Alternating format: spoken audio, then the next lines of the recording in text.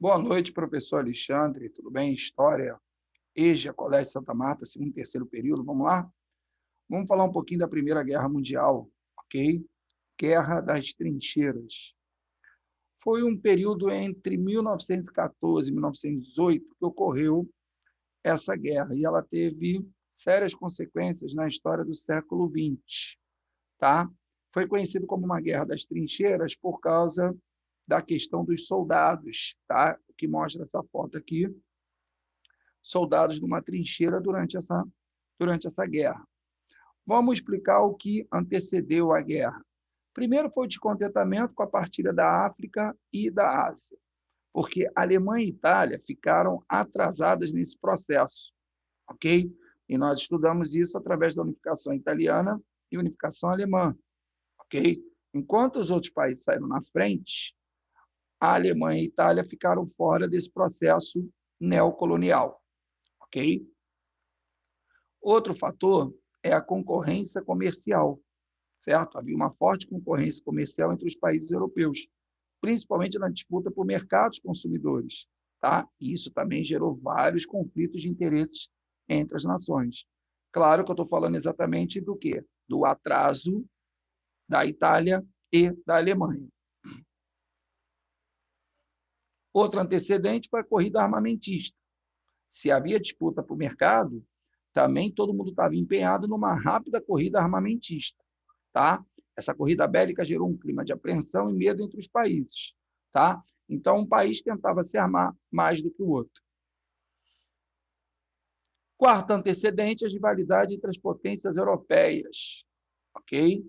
Havia uma rivalidade muito grande em questão de potências. Por exemplo, a França havia perdido no final do século XIX a região da Alsácia-Lorena para a Alemanha, durante a Guerra Franco-Prussiana, naquele período da unificação, lá atrás, a unificação alemã. Então, o revanchismo francês estava no ar. E os franceses o quê? Esperavam uma oportunidade para retomar essa região, que era uma região rica. Último antecedente, pan-germanismo e pan-eslavismo. Tá? O que era isso, pessoal? Havia uma forte vontade nacionalista dos alemães em unir tudo em uma única nação. Tá? E isso ia acontecer não só para os países da Alemanha, como para os países eslavos. Por isso o nome pan-germanismo em relação à Alemanha e pan-eslavismo em relação aos países eslavos. Vamos lá. O estopim da guerra foi o assassinato de Francisco Ferdinando, príncipe do Império Austro-Húngaro, durante a sua visita a Sarajevo. Ok? Então, o estopim foi esse assassinato. Tá? O Império Austro-Húngaro não aceitou as medidas tomadas pela Sérvia com relação ao crime. E no dia 28 de julho de 1914, declarou guerra à Sérvia. Isso aí vai ser um efeito cascata. Aí vocês estão vendo aqui uma foto do atentado. Tá? Principais aspectos políticos, militares e econômicos. Então, vamos lá. Primeiro, a política de alianças. Tá? Então, os países começaram a fazer alianças políticas e militares desde o final do século XIX. Durante o conflito, essas alianças permaneceram. De um lado, havia a Tríplice Aliança, formada por Itália, Império Austro-Húngaro e Alemanha. Tá? Depois, a Itália passa para outra aliança em 1915. E, do outro lado, a Tríplice Entente, com a participação de França, Rússia e Reino Unido. Como eu falei para vocês, esse conflito ficou conhecido como a Guerra de Trincheiras, porque era uma forma, né, um tipo de batalha ocorrido nesse período, ou seja, na Primeira Guerra Mundial. Era abrir valas na terra que eram usadas para a proteção dos soldados. Eles ficavam nessas trincheiras durante muitos dias e até meses. E ficava até o tempo que durasse a batalha. Tá? E não havia uma conquista territorial muito grande, porque eles ficavam muito tempo entrincheirados.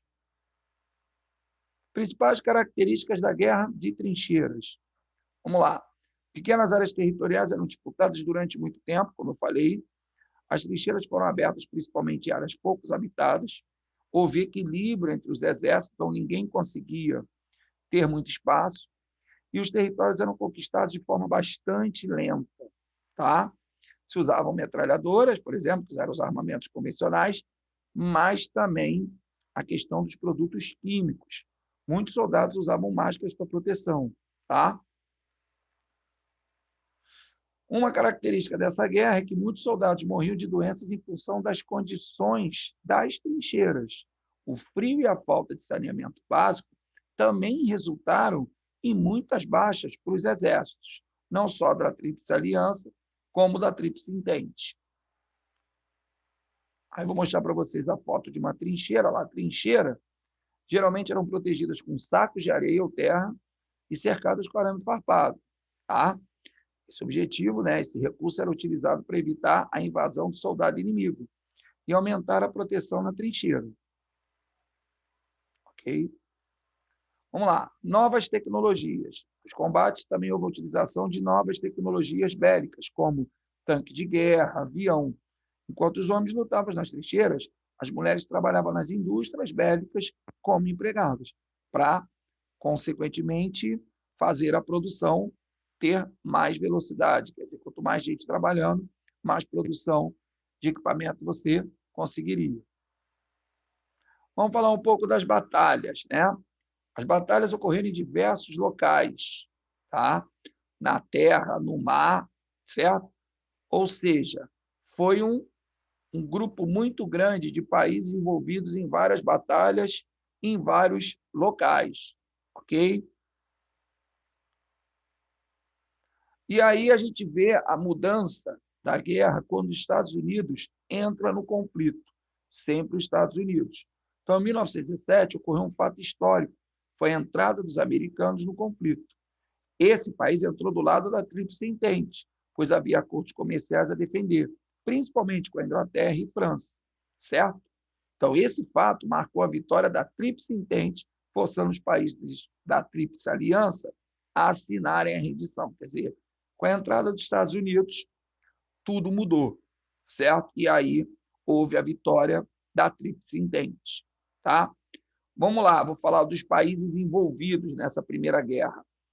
Tríplice Entente e países aliados: França, Reino Unido, Império Russo, Canadá, Sérvia, Itália, que era da Tríplice Aliança, depois foi para o lado da Tríplice Entente, Estados Unidos, Bélgica, Japão, Austrália, Nova Zelândia, Portugal, Romênia, Brasil, Polônia, pessoal, Brasil. E a Tríplice Aliança, que eram chamados de impérios centrais, era a Alemanha, Império Austro-Húngaro, Bulgária e Império Otomano. Tá? Isso tudo foi resolvido, né, através do Tratado de Versalhes, ou seja, os derrotados tiveram que assinar este tratado, tá? Que impunha o quê? A esses países esporte, restrições e punições. A Alemanha teve seu exército reduzido, a sua indústria controlada, perdeu a região do corredor polonês, teve que devolver à França aquela região da Alsácia-Lorena que tinha conquistado anteriormente, e ainda teve que pagar os prejuízos da guerra, certo? Porque ela foi culpada por tudo isso, tá? Mas isso teve o quê? Uma reviravolta, porque a Alemanha vai ficar insatisfeita e isso vai influenciar em muito para a nossa próxima aula, porque ela vai, consequentemente, voltar com toda a força na Segunda Guerra Mundial. Tá? Resultados. O término da Primeira Guerra Mundial ocorreu o fim do Império Alemão, do Império Russo, do Império Austro-Húngaro e do Império Otomano. Então, foi esse período que acabou o império dessas nações. Em abril de 1919, os países vencedores criaram a cidade de Versalhes e criaram a Liga das Nações, que daria origem, em 1946, à ONU, que é a Organização das Nações Unidas. A guerra gerou aproximadamente 10 milhões de mortos, o triplo de feridos, acabou com os campos agrícolas, destruiu indústrias, além de gerar grandes prejuízos econômicos para todos os países envolvidos. Ou seja, a guerra não foi boa para ninguém. Tá? A Primeira Guerra ficou conhecida como a Guerra das Guerras. As forças militares contaram com cerca de 43 milhões de soldados do lado da Entente, enquanto na Aliança lutavam cerca de 25 milhões de soldados. Ok? O Brasil participou dessa grande guerra, enviando para os campos de batalha enfermeiros e medicamentos para ajudar os países da Tríplice Entente. Ok? Na outra, vocês vão perceber que a gente entra efetivamente com soldados. Tá? Cerca de 68 milhões soldados lutaram na guerra. Tá? Cachorros foram muito utilizados nas trincheiras para levar mensagens. Pessoal, o cão mensageiro, bem treinado, era considerado uma forma muito rápida, eficiente, confiável de passar mensagem de um fronte para o outro de batalha. Curioso, né, pessoal? Foi a primeira grande guerra em que aviões e tanques foram utilizados, certo? 85% dos soldados do Império Austro-Húngaro foram feridos ou mortos, certo? Cerca de 7,7 milhões de civis morreram durante a Primeira Guerra, certo? Houve a questão dos balões de observação tripulados que foram utilizados em campos de batalha, principalmente sobre as áreas com trincheiras, e hoje a gente tem a questão do drone, né, pessoal? Muitas crianças se alistaram e participaram dos combates na Grande Guerra. Há registro de participação de crianças de até 10 anos que pegarem armas para batalhar, ok? E a famosa cientista física polonesa, Marie Curie, ajudou a equipar veículos com máquinas de raio-x, que possibilitaram aos médicos franceses ver balas em soldados feridos.